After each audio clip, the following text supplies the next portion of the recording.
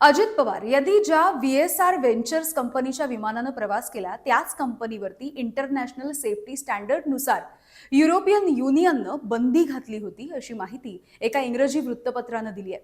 मात्र तीच कंपनी भारतामध्ये मात्र व्हीआयपी लोकांना, राजकीय नेत्यांना आणि सेलिब्रिटींना खासगी विमानं आणि चार्टर्ड प्लेन सेवा पुरवत होती अशी देखील माहिती आहे।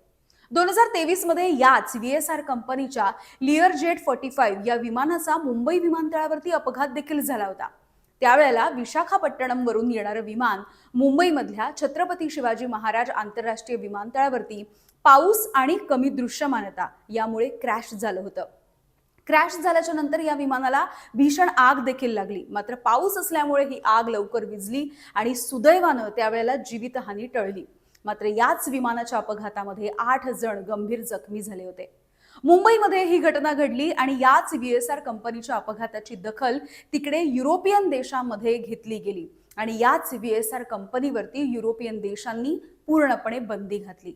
मात्र याच कंपनीच्या विमानाच्या अपघाताची तांत्रिक माहिती युरोपियन युनियन एव्हिएशन सेफ्टी एजन्सीनं वारंवार मागवली होती। मात्र कंपनीनं ही कुठलीच माहिती पुरवली नाही। आंतरराष्ट्रीय स्तरावरती जी विमान कंपनी धोकादायक ठरवण्यात आली त्याच कंपनीवरती भारतामध्ये मात्र कोणतीच कारवाई झाली नसल्याची माहिती अजूनही समोर येते आहे। उलट काय तर त्याच कंपनीच्या विमानामधून अजित पवार हे प्रवास करत होते।